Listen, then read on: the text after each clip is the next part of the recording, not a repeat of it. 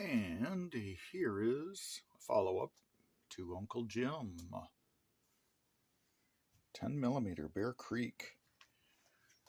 Will this unsupported huge gouge void area of this barrel, well, not this barrel, but that barrel, pretty close to the same thing. This one's just a 16-inch barreled Bear Creek 10mm their PCC setup. Yep, it does take GLOCK magazines, 10mm. So this one's a pistol that has been flopped over to a rifle until the three-letter agencies can get their head out of wherever. Anyways, I have 5 rounds each of some Winchester. These are small primer pockets. I've got some FCs, got some pre-primed already, and then some Blazer brass pre-primed. So the premise, or what we are testing today, is let's use the small primers, the CCIs. Let's load them up to a fast velocity. So we are using the Hornady 4th edition Blue Dot, which is out of production. But we will be running the 180 grain 10mm XTPs, 10mm 180 grain XTPs, and Blue Dot. And we are not into the maximum, but we are about here. So out of a 5-inch barrel, we're expected to be in that range. So I'm going to load 5 of each. I'll take 3 of each, or 1 of each, I suppose. Yeah, so I'll shoot 3 rounds out of my GLOCK 20. I'll capture those separate. We'll mark these with, do we want to mark the individual ones? Yeah, let's mark the individual ones. We'll just grab a big old black permanent marker, make some marks on the 3 that I'm going to shoot in the GLOCK. That way I can keep that brass separate from the Bear Creek. And since that Bear Creek has a reciprocating charge handle on it, I'll use this as my brass catching box, because I think my brass catcher is probably going to get bound up on that charge handle. But this ought to work pretty decent. We'll throw that on the bench, just discharge everything into the side, and be able to pick stuff up from there. So let's get to reloading. Alright, these first 7 of them already have primers in them, so we'll skip that part of the sizing. Let me kick on the scale here, zero this thing out. We'll double check the charge. So we've got that one already in.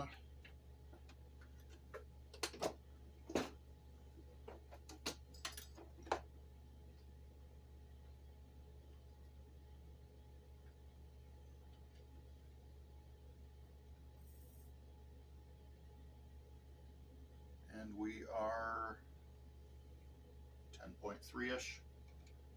So that's about where our reloading recipe book was telling us we ought to be. So that looked pretty decent.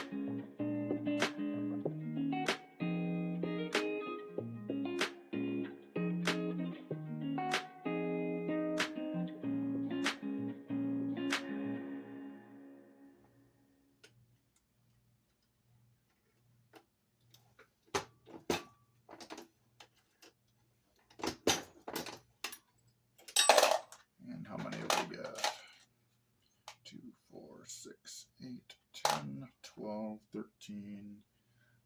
Let's do 2 more. That one's already got the primer in it. This one does not.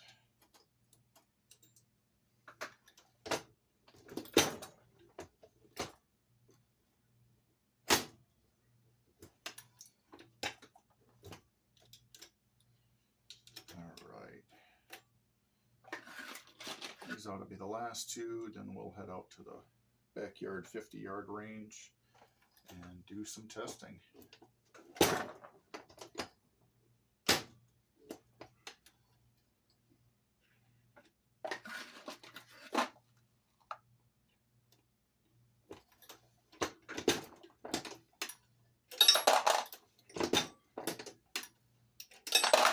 There we go.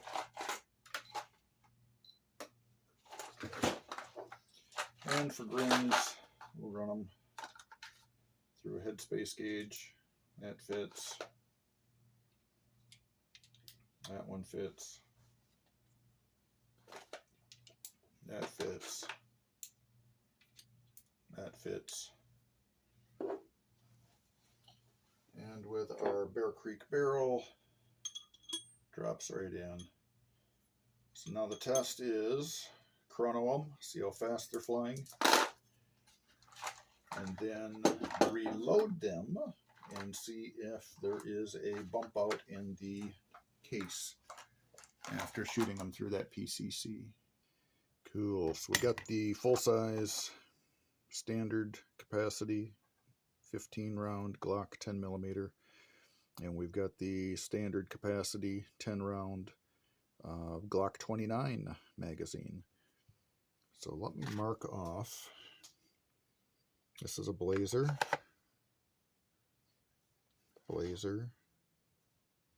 Here's an FC.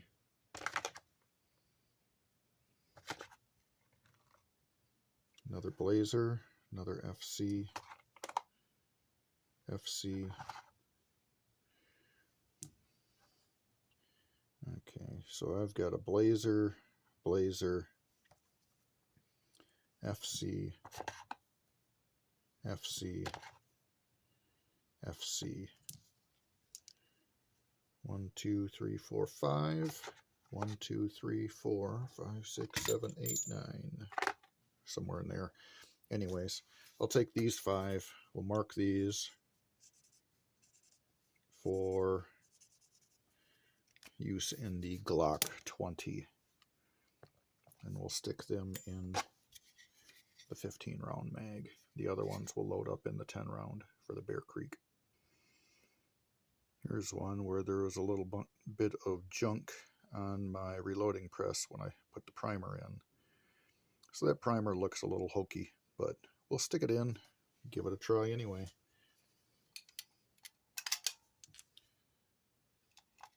So these are a mixed head stamp of FC. Actually, most of these are FCs. There's a CCI Blazer. Another Blazer. Another Blazer.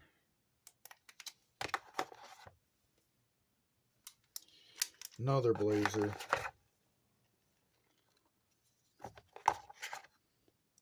And it looks like the last 2 are Blazers. So we'll see what that Bear Creek does to these Blazers after shooting them. So now we've got 10 in the Glock 29 mag. We've got 5 with marker indicating them in the 15 round mag. Let's go outside, do some testing. And boom, just like that, we're at the range. Let me get things set up. Looks like the apples have been falling out of the trees. These are actually pretty decent apples. I don't know what brand they are, but they taste great. The deer like them. But ironically, I don't really deer hunt. So I got all this food bait pile sitting out here.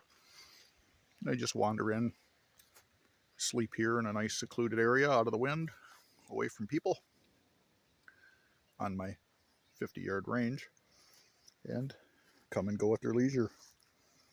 So let me get some things set up.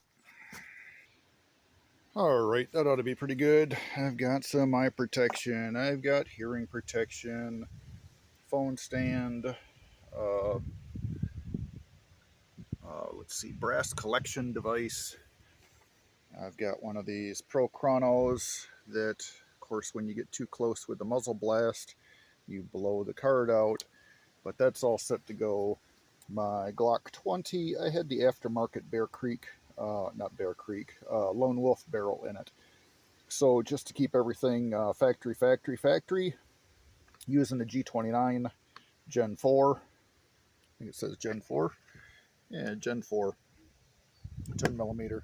So we'll run the control group test with the G4, with the G29 Gen 4. The Bear Creek is unloaded, so we'll set that back over here out of the way for now. We'll gear up with my safety equipment and run the handgun first. And so apparently I smacked my camera, shut the phone off, whatever. So we ran the 10 millimeter handgun. We'll run the BCA with our collection box. We'll move this a little bit closer, see if we can catch the bullets in that.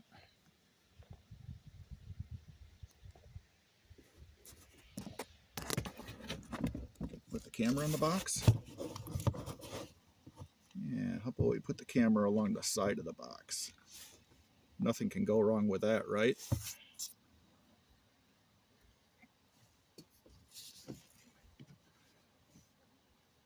Except this bipod's too tall for my box.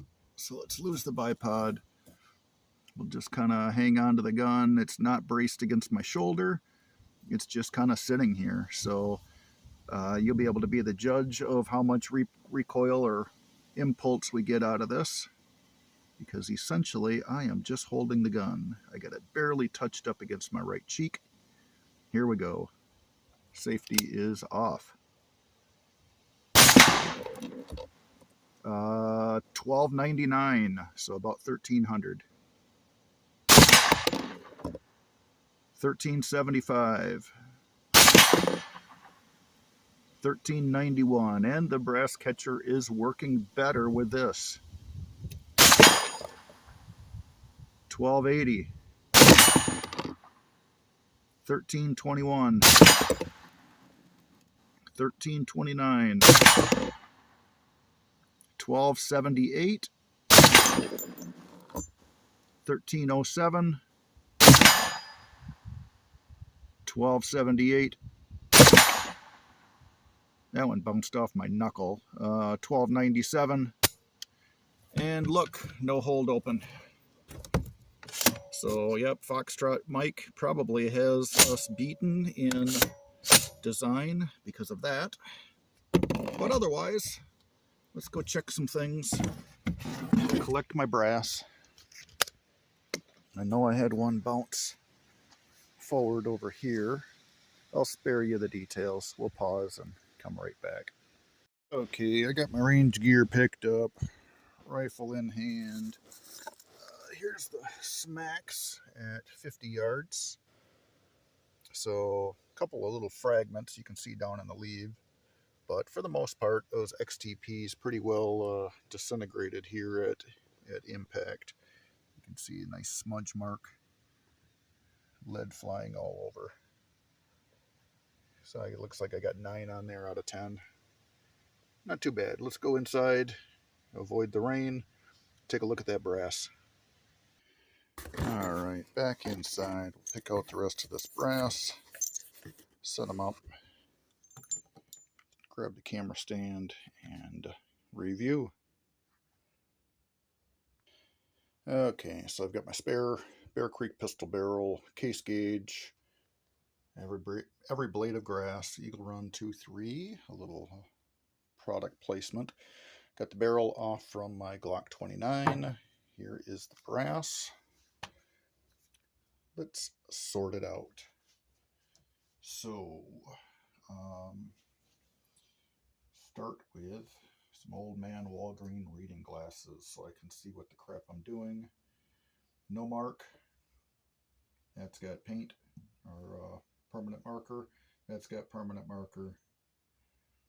No marker. No marker. None. None. That's clean. No marker. Marker. None. So we'll line these up. That's got marker. None. None. 2, 4, 6, 8, 10. We've got all the ones shot through the Bear Creek. This is clear, unloaded. Magazines are removed. No live ammunition on the table. We, in typical fashion, lost one, found two. So we sacrificed a 10 millimeter and we picked up two 308s. So that's typically how things go on the range. One thing I noticed that I don't really like so much is two of these. Maybe it's just the one. And this could have maybe been the last round. Great big old chew mark on the neck. And so that's coming through that Glock 29. So again, that's the magic marker on these. Case gauge. Oh no, barely even goes into the case gauge. Does not like that. Yeah, goes in a little ways.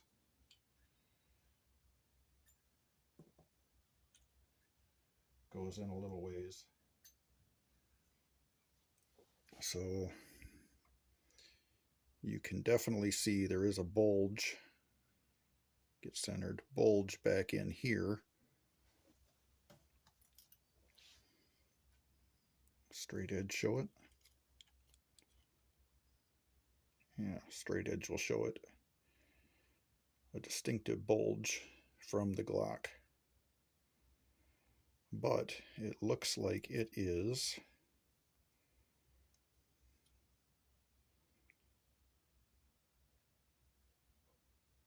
within a 1/4 inch of the end of the case.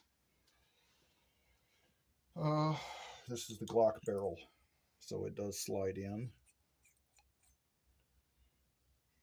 It does slide in.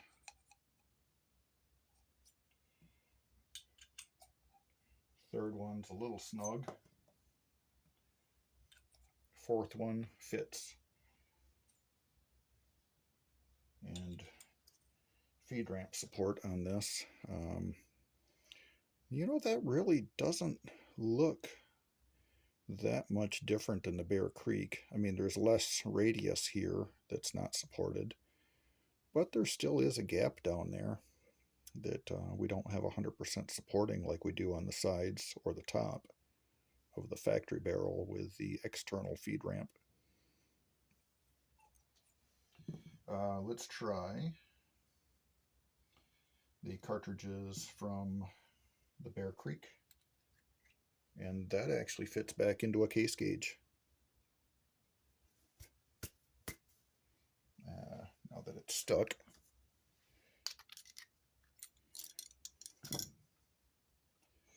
But this one actually looks much better than the Glock as far as any bulge goes. Fits the case gauge.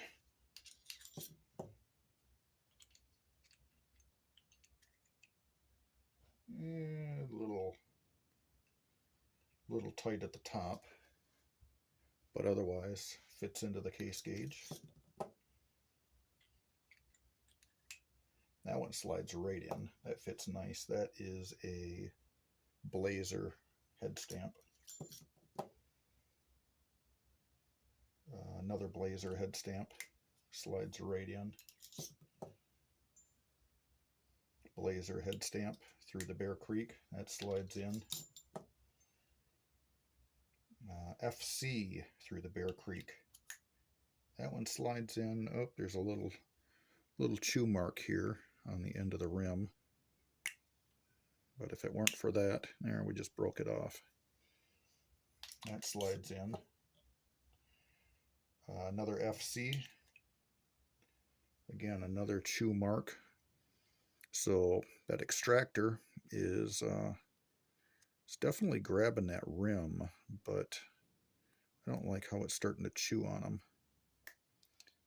You can break it off with your thumbnail, but there is a little distinct chew mark on the side. But otherwise, I don't see any brass distortion other than that dumb little mark. And that seems to be consistent. Here's another FC. That's a little bit tighter. And again, had that chew mark from the extractor. And a Blazer. That slides right in. So the FCs are a little bit, and of course these slide in and out of this GLOCK. Great. That one's a little tight. I think that was that. Yeah, that's that FC.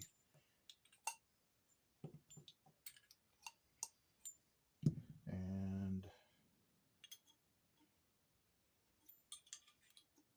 yeah, these fit in and out really pretty well. Go back to the GLOCK shot ones, and they don't want to go into the Bear Creek barrel. So I am going to say, without even resizing these, that you're going to be 100% fine. Short of a little extractor claw chew mark here, I do not see any case bulging from the shoulder or the lack thereof.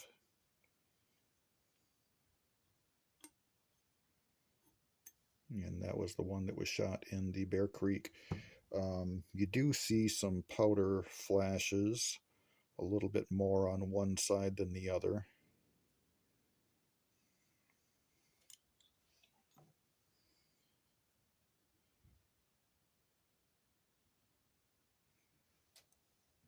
But all in all, I'm going to say these things are 100% fine. If you want, just for grins, again, we've already tested it with the case gauge. The GLOCK shot ones do not go back in the case gauge. The Bear Creek shot ones slide right into the case gauge nicely, but need a little coaxing to get out. But then again, it's an old rusty case gauge too, so that might have something to do with it. Let me know, leave a comment. Yeah, just for grins. Let me grab, oh yeah, what was the head stamps on these? Blazer, FC, FC, and Blazer. So these were the ones shot out of the GLOCK. And again, I had one with the neck take a little damage, and that could have been the last one with the yeah, I'm not sure which one that was, but anyway, that definitely is the GLOCK.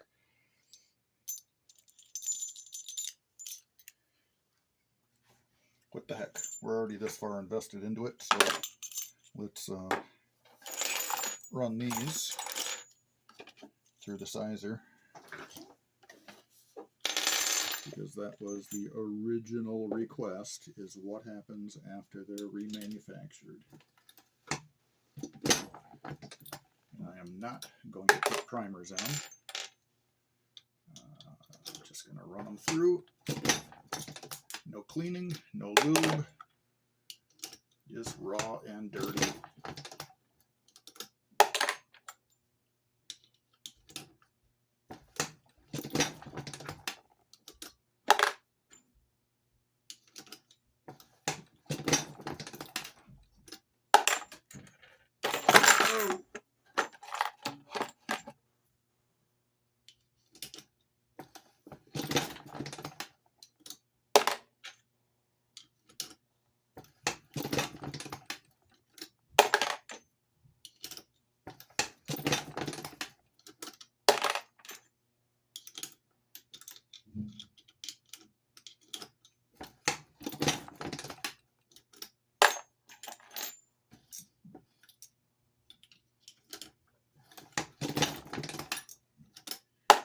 was talking with Eagle Run the other day about 10 millimeters. This is the one where that neck's kind of jacked. We'll see if that one saves.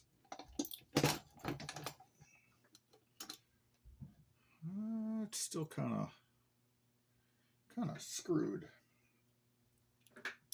And mentioned to him that there was a difference between heads or the small primers and large primers with these 10 millimeters.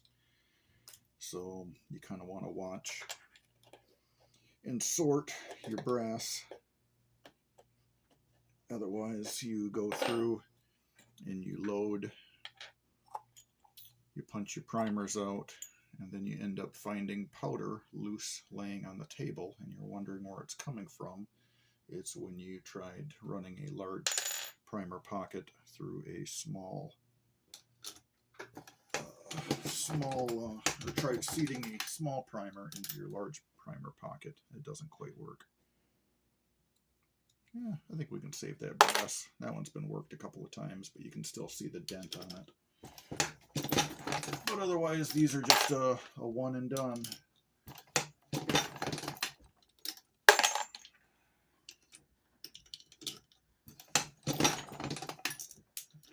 There we go. So this one's had that notch out of it in the rim, so that's the one through the Bear Creek. That slides in, slides out really nice.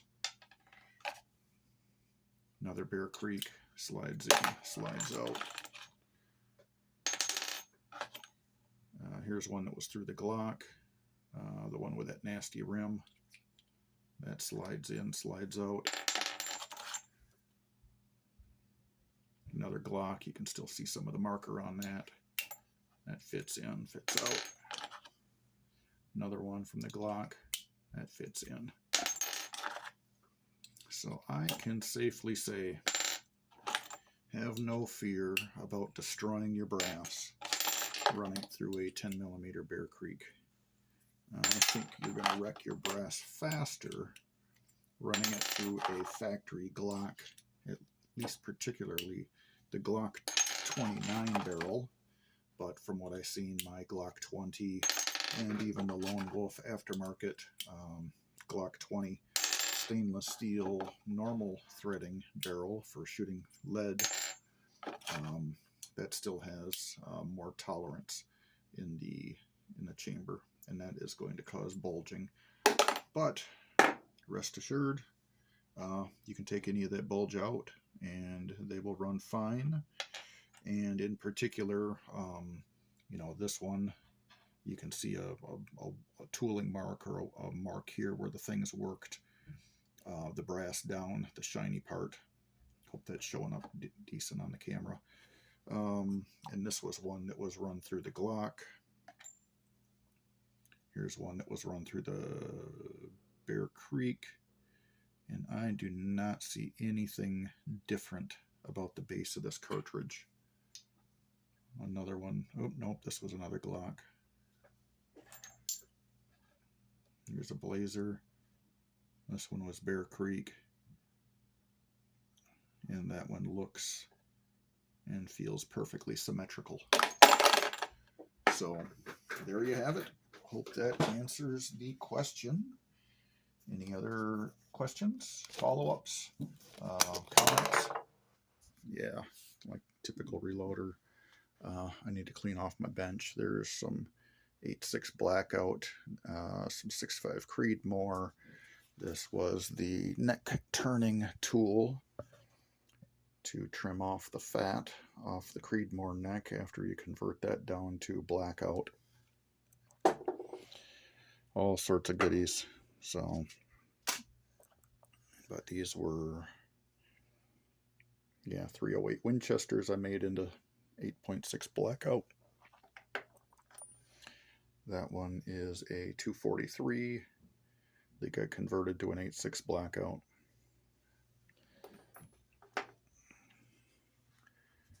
Thanks for watching. I'll have to splice all these videos together to make one long one, and that's going to be probably 45 minutes at this point. So thanks again. Awesome meeting you, Uncle crap. What was the uncle? Uncle Jim. That's it. Uncle Jim. I keep wanting to think Uncle Jay, but it's Uncle Jim. Seems like a really cool guy.